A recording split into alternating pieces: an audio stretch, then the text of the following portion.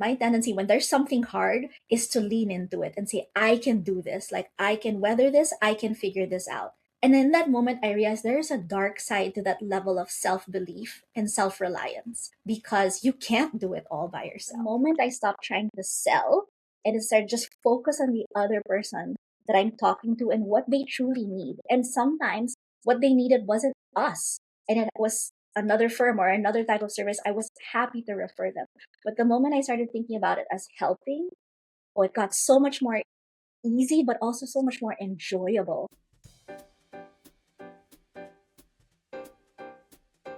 Nenuca, welcome to the Growing with Purpose podcast. I'm super excited to have you on the show. And before I jump into asking you to tell us a little bit about yourself, I want to just kind of set the tone for the audience, for the folks listening.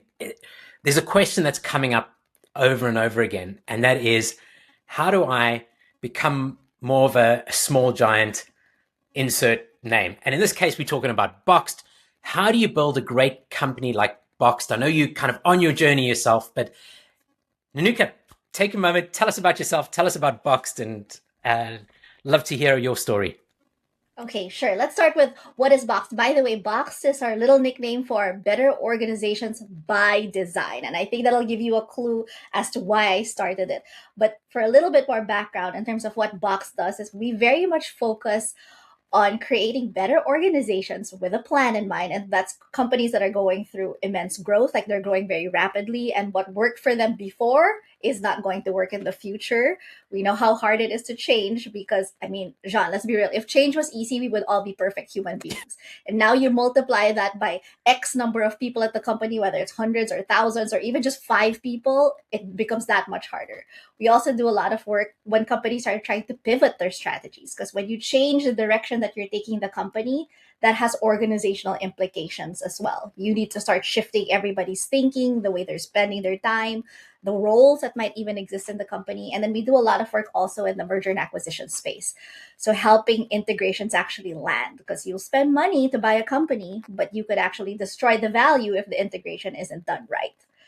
And the reason I started Box, oh, sorry, go ahead, John. No, I was gonna actually say to you, you say you come from the corporate background, right? So you've kind of had this sort of reorgs and all those things that take forever. Oh, yes. I remember. Don't even get me started on those, John. Okay. Like reorg after reorg. But keep going, please. So this is obviously something that kind of triggered this creation of better organizations by design. As you say, that the key to what you folks do is actually in the full name.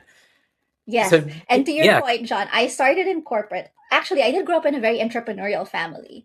So what's really funny too about when I started out in corporate, but then I decided to launch my own business, my parents freaked out. And I was so upset with them because they themselves are entrepreneurs. And we can talk about this a little bit later. They've been through it, right? They know what you're going to go through. Exactly. I called my mom one day in tears, and she's like, this is why we didn't want you to leave your job, because it's hard. She said, you think if it was easy, don't you think everybody would want to then be their own boss and have their own businesses? She's like, it's really hard. And that's the reality of it, of running your own business. It's really hard. But I started to say, John, that I'm curious, what did your parents do? My dad, he ran a stock brokerage firm that was his own, and my mom has had many different kinds of businesses. And actually, one of the ones that my family, more than just my parents, worked on, my siblings worked on it too, was a coffee. It was called the Coffee Experience. It was a coffee business. And this was before Starbucks came and killed the business. They took over. But this is in the Philippines. And it was the first idea of coffee can be more than just a functional thing. It can actually be an experience that you're really enjoying. So it was a family business. It was so much fun. But thankfully, my entrepreneurial family. Yes, very much so. But other businesses too, like my mom's had laundry businesses. She's had water purification businesses. Wow. Because we don't have that. You can't drink from the tap in the Philippines. Yeah. And even as a child, my parents were already teaching me to be a little bit more entrepreneurial. Like when I was younger, instead of giving me like my school allowance by the week, my mom would say, okay, I'm going to give this to you for the next 6 months or the next year. What are you going to do to make this grow? So I would be doing all these little businesses. Even I think I started in the 6th grade, just doing little hustles on the side. She was teaching you entrepreneurship from like the 6th grade, But then when you Yes. came to, I'm going to build my own business, it was, whoa, whoa, hang on. Yes, because she's like, why would you leave such a good job? And it was a job that I love. So right before I started Box, I was working at a company called Cisco, with a big networking company, and I had had multiple jobs. The job I last had before I started Box was one that was very related to transformation. At that time, Cisco was trying to transform itself from being a hardware company to being more hardware led but software enabled kind of company. So it's a pretty seismic shift in its transition, and I really loved what I was doing, Jean. But Yeah. one day, my husband and I, we went to Amsterdam. He was going for a conference, and I was going for fun. I was planning to work for a little bit there, but then I forgot my laptop. I brought my charger, but I didn't bring my laptop, so I had a lot It's of time usually the to other way think. around, right? Yes, You leave I the, know. I was like, how did this happen to me? And of course, my husband had to take his laptop with him to the conference. So I was just by myself with my phone and the hotel notepad. And I found myself thinking, I really loved what I was doing because, again, I was helping Cisco through its transformation, and it was really digging into the guts of how the company was functioning and how you start shifting something that's so massive. At the time, Cisco had 70,000 employees. And I found myself thinking, I enjoy this, but I felt like there is something missing.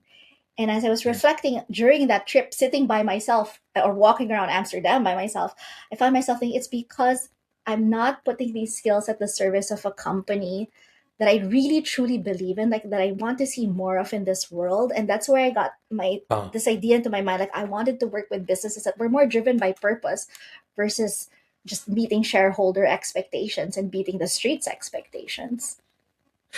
So when is it that you founded Box, Better Organizations by Design?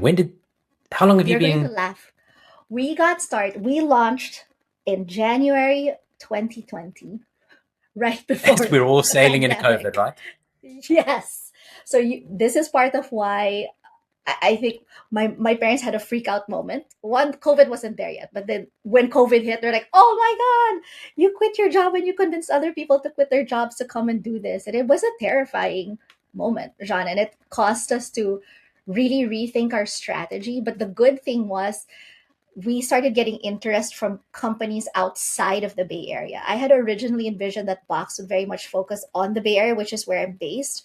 But then I realized there was a need for our work all around the country. And so then we started building the team out that way to mirror more of our client base. I think we would have gotten there eventually, but the fact that it was from the beginning, like from our roots that we had to do that, I think made a huge difference. So that's 6 years ago. I mean, 5.5 years ago, Yes. you formed Box. Yes. And I think when we were sitting in Chicago, you said to me you're at about 35 odd people now. Yes. Um, so you'd walk out of Cisco, sort of 2020, start Box.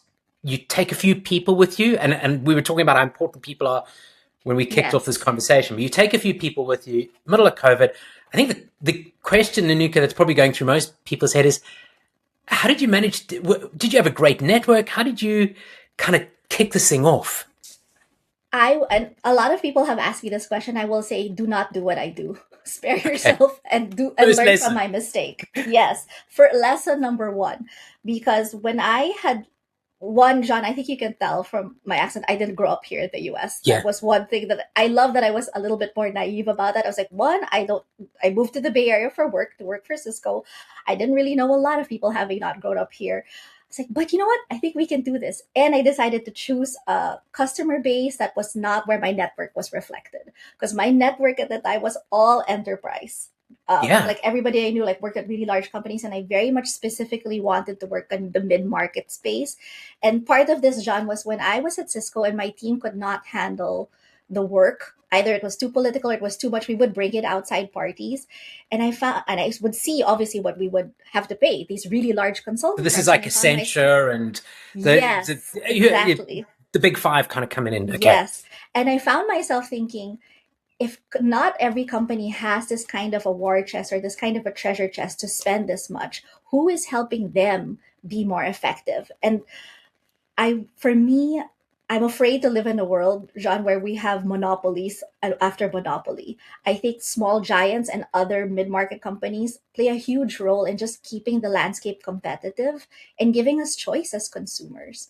So I did it. I Yeah. wanted to empower those small giants before I had even thought of that word, Jean, before I had even read the book. I knew that I wanted to help these smaller players go up against the Goliaths out there and continue to keep them competitive, but also release like new services, new product, new ways of being that the bigger companies weren't necessarily thinking of. And when you talk about small giants, just for those folks listening, Small Giants was a book written by Bo Burlingham Yes. about companies who put being great before growth. And it doesn't mean that they're not going to grow. It means that they're being very intentional about how they grow. And I feel like that's what's such a good fit with your business, with Better Organizations by Design, and this idea of sort of contrary to the idea of grow or die, or just grow for Yeah. the sake of growth. And I'm curious, Nenuca, about how you think about growth, and as Box, but also with your clients. Sure. And by the way, John, I realized I didn't even answer your question of how did I even start the business with my Oh, network. So let me answer that let's go question. back to This is what happens when you have two people who actually know each other really well having a conversation. We're a little all over the place because we're having fun. it. So I'll just answer that question, which is, John, I literally had to build our client base from scratch. I was salesperson number one, and this was during the pandemic when people were not meeting in person.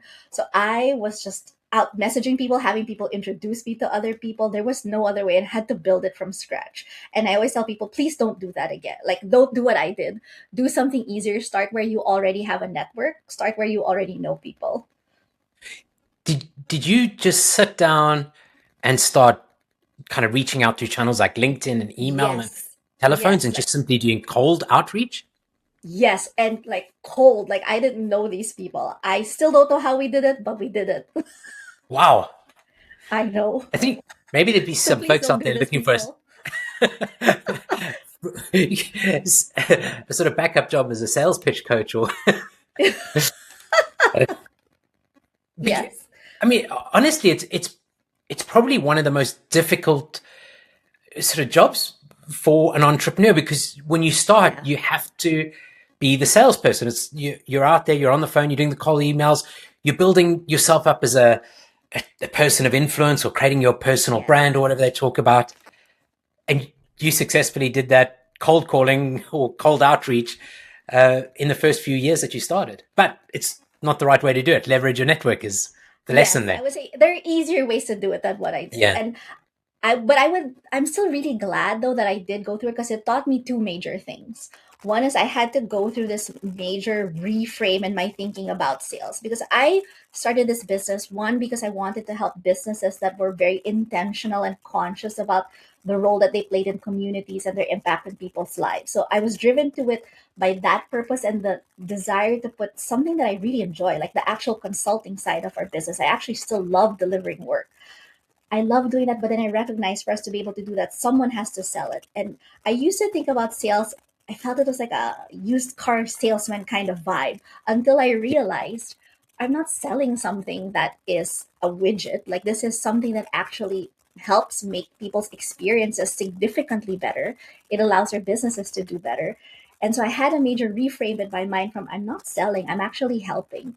And the moment I stopped trying to sell, and instead just focus on the other person that I'm talking to and what they truly need. And sometimes what they needed wasn't us, and it was another firm or another type of service. I was happy to refer them. But the moment I started thinking about it as helping, oh, it got so much more easy, but also so much more enjoyable, John. Now I love selling. Like, put me Love out there, coach. it. But you weren't sort of trying to hammer a square peg into a round hole every time you're No, having a conversation with somebody. no.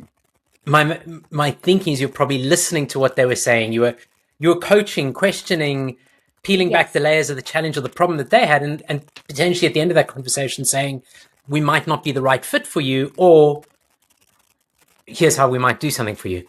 Yes. And the fact, I mean, John, we still don't have a pitch deck to this day. Like, we never go into a conversation with a pitch deck because, again, it's about the other person. It's not about the message we're trying to deliver. It's about really understanding where they're at.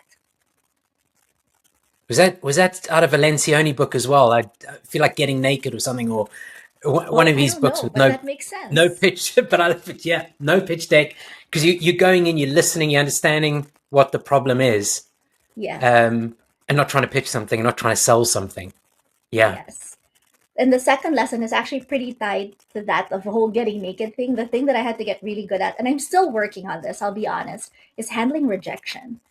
So you can imagine in the beginning days when I was doing literally cold outreach, I was getting rejected left and right. And for someone who I really do like to put a lot into my relationships, if you're rejected from the beginning, we're like, man, you haven't even gotten to know me, and you're already saying I'm not worth your time. It's hard.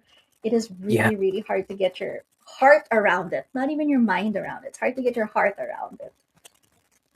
So if you're going to take this route, you got to have thick skin, and like you say, you got to Yes. get your heart around it, right? You're there to build something that is making a difference in the world, um, Yes. and not everybody's going to buy into that.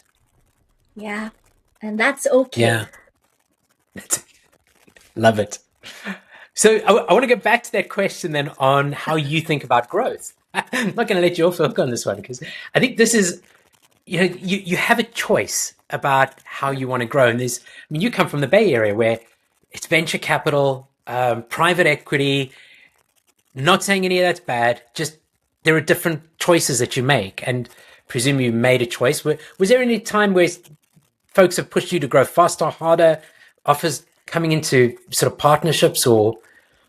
Well, that's actually also why, Jean, I chose not to get that much, not to get outside funding because I wanted to have a say. Like, I didn't want the pressure of having to make short term decisions in terms of, okay, we just need to be able to meet our revenue targets because we owe it to this group or this person who is funding us Yeah, versus this is how I want us to be able to bring on these kind of people and maybe we'll intentionally take on debt because we're preparing for the future. Because one thing I also don't want to happen is that we like a success disaster because I've seen this with clients where they do so well in terms of their marketing and their selling that they get so much business but they're not prepared to deliver it. For me, that's one of my biggest fears is that we then end up compromising our brand in the long term because we don't have the capacity or the capability to deliver it. So it's always this fine balance and we're always like every month yeah. we're like checking what should we be doing, how should we be adjusting our growth plans because they have to go side by side. I think you raised such a good point there because you know, one would say that sort of growth is a great problem to have, and sort of lots of sales is a great problem to have. But in my book, I wrote about a company that was over 20 million in revenue, chasing 25. The sales team was doing phenomenally well. The marketing team was doing phenomenally well, but the customer onboarding, the customer relationship, the customer delivery was all spluttering. So what happened is within 12 months, they were sort of fighting to stay from slipping back to 15 million. And Yeah, the leaky yeah, it's, bucket. yeah, the leaky bucket, It's a right? leaky bucket. Yes. It's so And important. I completely agree. And the thing that I think of too is like from a growth perspective, not chasing growth for growth's sake, but understanding like why would we want to add this kind of capacity so that you are avoiding those success disasters that you just described, being very I mean, as you intentional. as you grow Boxed, and going back to this question of uh, how do I take my business and create something great? How do I grow like better organizations by design? How intentional have you been just in thinking about what you want to sort of look like as a business, and where you want to be down the line? Do you think kind of 10 years down the line, 3 years down the line? Do you do any kind of visioning, or how do you think about that sort of stuff? I would say I do a mix of both, and I'm gonna digress a little bit, John, but I promise I'm going to answer your question. Sounds good. Which is when I first started thinking about Box, of course, I started thinking about the kinds of clients, the kinds of companies I wanted to help empower. But then I also wanted us, Boxed, to be a small giant in ourselves, like to be able to be the kind of company. I always tease our people, like, I want us to be so great that you would pay me for you to be here. Not Love, us paying you. You love pay it. me. And I know that like that's not never gonna happen, but that's the bar that I Beautiful. want to set for Yeah. us that we create a culture and a community and a place where they like this is the place they want to be more than anything else. And so when I talk about intentional growth, I'm talking about that too. For me, those two sides of the coin, they matter just as much, the client experience and my team experience. Love it. So our growth plans always include thinking about both. Now, to answer your question, like, are we thinking several years out or are we thinking 3 years? So of course we have our near term planning. You can't not, John. Like we always have to have near term planning. And I always say, while we can't see 10 years out, we have a general idea of where we want to go, right? Do we want to head up Yeah. a mountain or do we want to head to the river or do we want to go to the beach? We have a general direction in terms of where we want to go. And as the founder, I do think it's very much driven by my own personal vision and the kind of life that I want to lead. Not from a lifestyle perspective, but in terms of what I want my life to mean, the purpose for my life.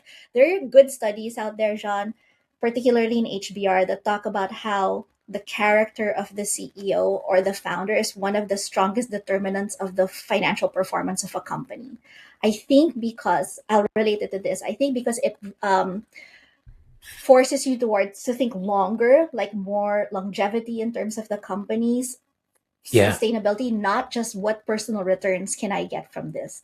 And from the beginning of Boxed, I know, especially in the beginning and a little bit now, where as the founder, you have a lot of pull and gravity around you, and like you are the nucleus of the company. But from the beginning, I've been very conscious that I don't want that to be the case because I've seen it with our clients where the company is at risk of falling apart when the founders move on because they're so much of the soul of the company. I have learned a lot from our clients, John, not just from like doing the work on ourselves, but really observing our clients as well. And that's one of the things I've been very conscious of. So when I think about intentional growth too, I think about how to make myself as indispensable as possible. We're not there yet, but that's one of my goals. Yeah. I mean, there's almost three things that came out there that, when we started this conversation, I said to you, what are the two or three things that you've kind of thought about or learned along the way that go back to answering this question? And one of them is people making the choice about the right people. We can get One into that in a little million bit more. percent. But you said, I want to create a place where you would pay to want to kind of come to work, which I think is, and for Yes. customers, that's fantastic. And then the second thing is that your business is aligned with your personal sort of goals and where your life is going. Where I think some folks sort of see business as either an ATM or it's just, there's not this vision of where they're going and how the business lines up and the two coming together. And then finally, the last one is like building the team, not kind of focusing on building a business, but building a team that's going to build the Mhm. business rather than you being the nucleus of everything. As you said, it's building. Your job as a CEO is ready to build a team who can create the vision Yes. that you've been talking about. I love that. Yes. Build the team and build the systems too, Jean, because Yeah, what we don't want to happen is that we are replicating ourselves through our team, meaning like we're creating mini nuclei in the business. Not that's not the goal. The goal is to create a system of your business that works regardless of which people you have in there. And I'm not saying that people are indispensable. That's not my message at all, but that you are then bringing people in to lock into the system, and encouraging their behaviors, their ways of thinking to fit the strategy that you have. So yeah, rather than making it just about multiplying myself, it's not just that, it's multiplying myself so we can create more systems within the company. And I don't mean tech systems, I truly mean how the organization functions. let's talk about people as well, because you did say there were times where you've made the wrong decision. Maybe you haven't acted Oh, yeah. fast enough, which is, I think is, do you want to reflect on a few of those decisions and what you've come to? Because it's easy to say, like, I mean, the old adage is there, you sort of hire slow, fire fast. But I think some of us feel very guilty about it. We feel guilty about letting Yes. people go. We think give them another chance. Um, yeah, what are your thoughts? So I will say I have never in my life have heard anybody say I wish I had fired this person later, or like I wish I had we had separate or parted ways later. I've never heard anybody ever say that. I do feel like in general we do tend to hang on a little bit longer, especially people who the people who are listening to your podcast, John, are people who really care about people. Yeah, So I would assume we're all in the same boat, that we probably hung on a little bit longer than we should have. And when you're a small company, my gosh, every dollar really counts, Yeah. because then it affects the sustainability of the rest of the business, of everybody else's jobs. At the same time, we want to be fair and make sure this person we have given them the true shot. And I think where I and maybe all other leaders, I think where we should really focus on is, one, have we designed the role actually based on the strategy that we have as a business? Like, have we designed this role such that its contribution to the business is really clear? And two, have we done justice to this person by really truly being crystal clear about the expectations? Because Yeah. I think if you can't answer yes to those questions, oh boy, you did that person dirty when you brought this person into the company. And yes, you should be feeling guilty about the separation that maybe might not be mutual. Yes. You know, Sean. I mean, I've been thinking a lot about this lately. I think it actually came out of this past Small Giants conference. There's a lot of talk about an A player and employing and finding A Mm-hmm. players. And we maybe tend to think of A players as this amazing group of folks out there that you go and find an A player and plug them in, and there's only a certain number of them out there. But I almost feel like it's more like sort of having a light bulb and a sort of socket and Exactly. circuitry, and your culture and your values and all those kind of things are circuit. And when you plug the light bulb in and turn it on, it lights up if there's a match there. If there's no match, that light bulb's not going to shine, and it's not the light bulb's fault or Yes. the circuitry that's just not a match. So Exactly, Sean. that light bulb Okay. needs to go somewhere else, and it's good for them. And they could be an A player somewhere else, but we don't think about the good of the person either. So yeah, Yes. And I think A player is one of those suitcase terms where it carries so much in its meaning that you and I would have different interpretations of it. So, what is an A player for one company is not necessarily an A player for another company. So, I think being really clear on what that A player, what it means to be an A player and what you're looking for, I think is yeah, crucial.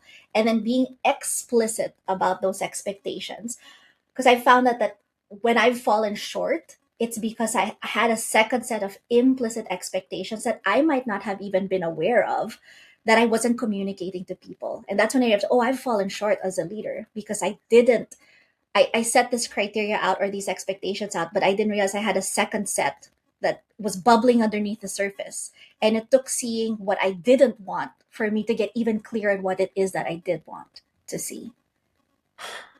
So I'm curious. What have you done when this has kind of come along and this has happened? How are you handling it now? How things changed from maybe sort of kicking the decision down the line to how Nenuca handles this now? Some advice to our listeners, I guess.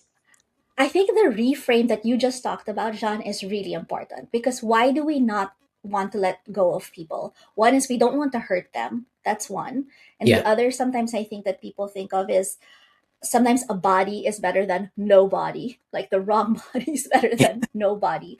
But when you reframe this parting of ways as, one, an opportunity for this person, this light bulb, to find the right socket that will make them shine, you're giving this person that gift of being able to do that. And I would hope that the people who are listening to this podcast were also the type to support them as they're trying to find that socket. It's not just let's part ways, but we're yeah, going I to love try that. to help you find that socket. And the second reframe for me was, it's a preservation also of resources for all the other people that I have on my team. That if I take too long making decisions, I'm draining our our resources that will then put a squeeze on everybody else. Yeah, There's this good book, John, that I read that really helped me. It's called Necessary Endings by Dr. Henry Cloud. And oh, lovely. his books are yeah, have you read this book before? No, but I'll get it into the notes and Yes. definitely find a copy. So it was Doctor. Necessary Endings by Dr. Henry Cloud. Got it. Yeah. Okay. Is one of the books that helped me get over that too. Because, and you and I had talked about this, John, how hiring for your own business is very different from hiring in a corporate environment.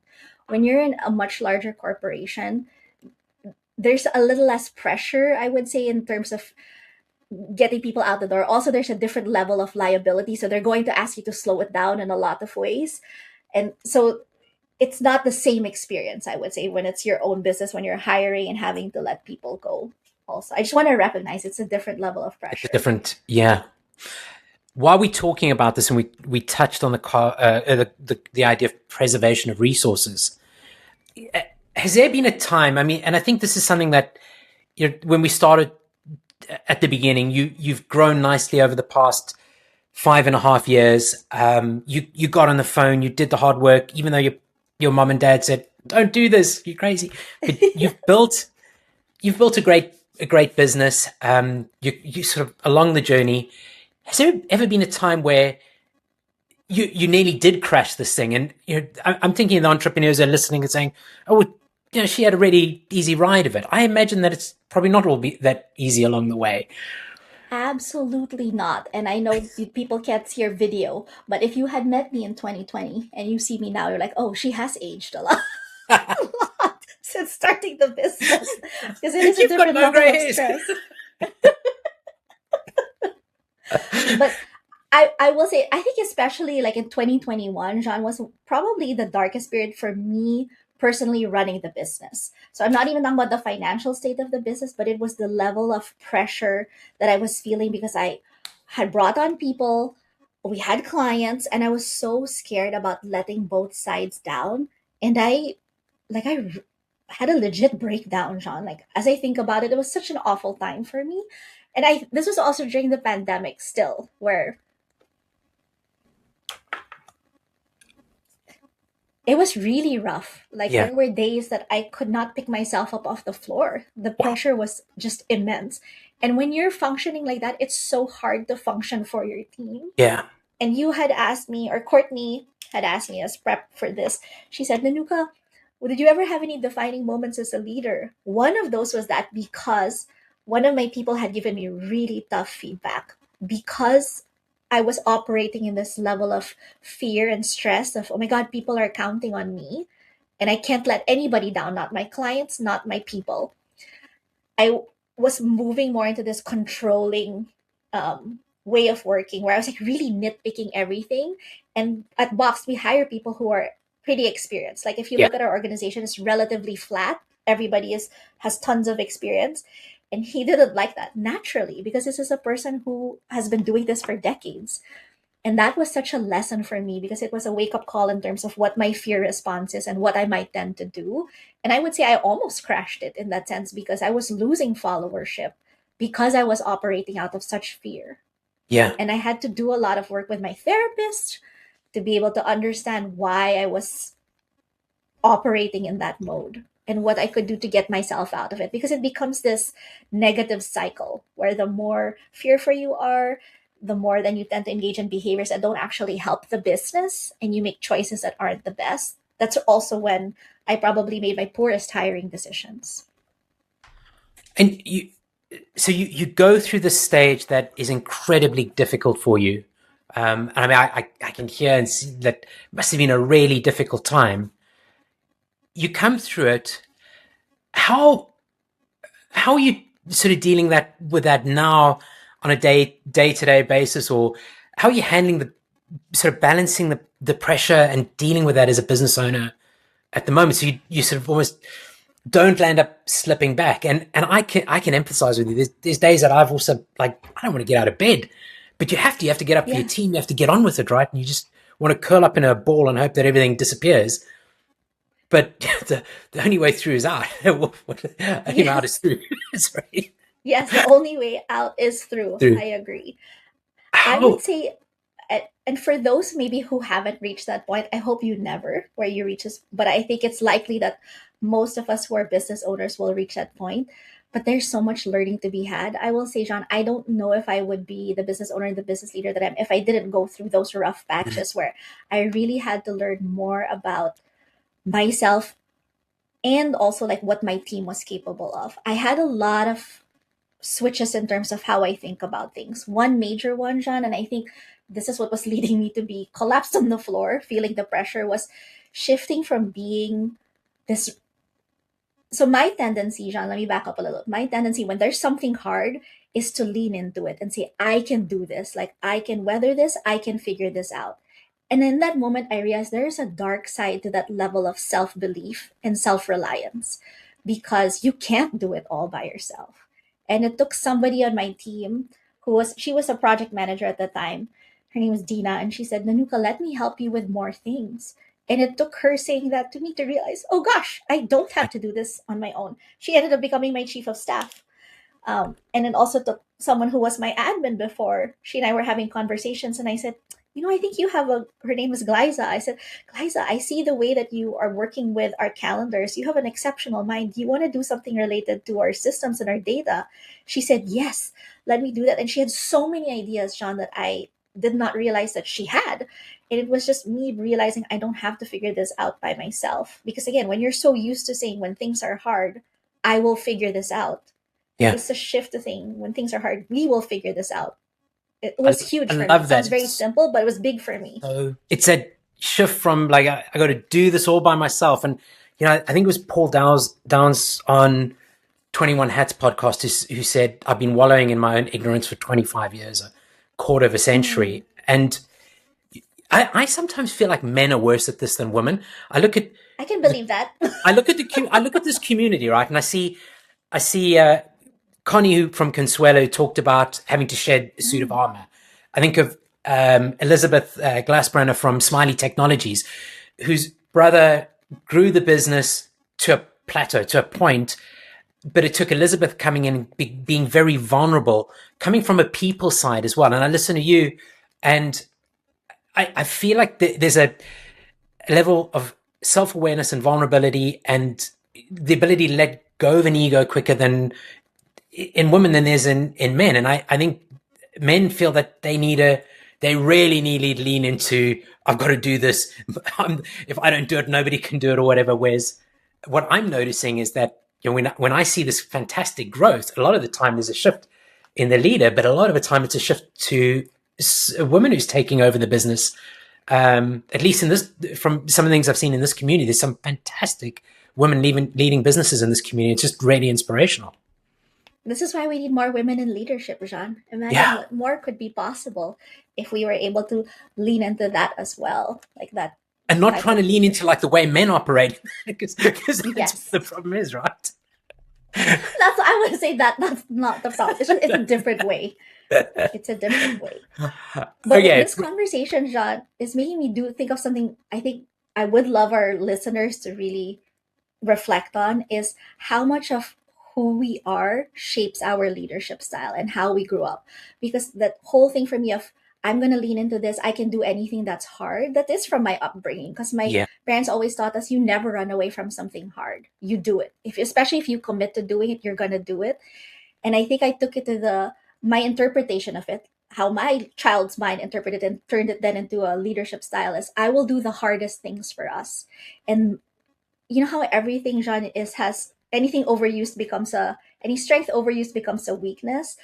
Taking this servant leadership to the extreme of, I will almost self-flagellate myself, because I would always tell my team, I'd never want you to work as hard as I work. I will always be the hardest working person here, and I will never ask you to do more than I will ever ask of myself. But it's to the extreme, where to the point I'm a puddle on the floor who can't pick herself up. And that's not what it's supposed to be. No. And we need to flip that to be making the team feel comfortable that they don't have to work like that, right? Exactly. And that's never what I wanted. I always tell my team, I want you to be with us for the long run. So pacing, because the type of people we tend to attract, they're hungry and like they want to do great things, because we have such a fantastic team. Like you've met them, Jean. You've met Fernanda. You've met Rachel. It's a great team. And I feel like sometimes I have to tell them, okay, let's think long term here, because I want you to be with me for a really long time. So pace yourself too. So I also have to take my own advice, and they always tell me that too. They tell me to pace myself. Love it. So before we kind of close up, I want to talk about something that's coming at the start of this conversation. You are one of the first folks writing a book with Small Giants Press. You have a book coming out. I mean, I was quite amazed at how quickly you've done this. You've got it to the point where you're sending it out for first reads already. Tell everybody what's coming. What are you okay to share a bit of that? What you're working on and what's coming? I would love to. Do a bit of a but first, I do wanna say, Jean, like the reason I am able to worked through on this book as intensely as I have is because my team is amazing. Because they're the ones who are also helping me preserve focus. Like they have been blocking my calendar so that my days are not stacked with meetings, so that I do have the space to do that. Because while I'm the one writing it, this is definitely a team effort for Love sure. it. So what the book is about is it is a when companies are going through some kind of change, they tend to engage in what I call false solutions. So, like, let's go for the obvious answer. Let's do a reorganization. Let's buy a piece of technology. Like, let this be the answer to the problem that we are facing. But clue, readers, I mean listeners, Listen. that is not the answer. So please read the book to find out what is the answer instead of all these false solutions. And I've written it thanks to your inspiration, Oh, Jean. thank you. You helped me get this Thank you. unlocked because I've been wanting to write this book, as you know, for years. But it took having dinner with you, and you're like, Nenuca, why don't you write this as a parable? Because my whole challenge was, how do I write this while still maintaining the confidences of our clients? Because we get very intimate with them, and I never want anybody who works with Box to be like, gosh, I let Boxed in and then they use us as a story and air our dirty laundry. No, I want our clients to continue feeling safe. So Jean gave me the brilliant idea of writing this as a parable, and it is Oh, thank you. amalgamation of I'm all s- these clients. It was a I'm huge so glad unlock I it's coming needed. to life. Well, have you got a launch date or a release date yet? I think Devin is targeting October or September, if I'm not mistaken. I suspect you're going to have to be ready in September, run up for Purpose Summit in October, Yes. and you'll be speaking at the Purpose Summit. So, for those who are listening, Purpose Summit is coming at I think it's 21st of October. We'll put the links in It's the bottom there. October 19th to the 21st. 19th to Yep. 21st, Nenuca is speaking there. Her book is going to be there. So, make sure that if you can, it's in Atlanta, that if you can get to the Purpose Summit, phenomenal opportunity to spend some time with you, get a copy of your book, and we're all rooting for you. Thank you. So, in summary, when you ask the question of how do I grow a business like Boxed, I think some of the things I've heard come through is, first of all, as a CEO, as the founder, that there's alignment with your greater purpose and where you're going and what you want out of your life is so important. Getting Absolutely. those things aligned. Build a team, not just a business. Don't have a whole lot of kind of nucleuses. Really build this team who, at the end of the day, is going to enable you to go off and work on your book and protect you and look after you, and that your team feels as sort of that they don't have to work like a dog, so to speak, and land up in balls on the floor. They're just setting the right example there. And then I loved what you said about creating a place where you can be, you almost want to pay to be every day and part of that group. And you know, we know sort of hire slow, fire fast, but you really got to be intentional about finding the right people that light up when they come into your organization. And that goes back to creating a place, right, that people want to pay to work at. So Yes. And I'll add to that, John, being really clear about what it is that you're looking for and being explicit to that person so that they can figure out, am I the right light bulb for this socket too? love it. Thank you so much for giving your time. So grateful you could spend time with us and share the journey that you and the Box team are on together. And thank you so much, Nenuca. Thank you, John. I hope for us to have many, many, many more small giants because the world does need it. We are better off when we have these small giants who are strong. Love that. And thanks for listening to this episode of the Growing with Purpose podcast. If you're enjoying the show, then please give us a rating on Apple or wherever you listen to your podcasts. And to learn more about purpose-driven leadership, go over to smallgiants.org or follow us on social media. Until next time.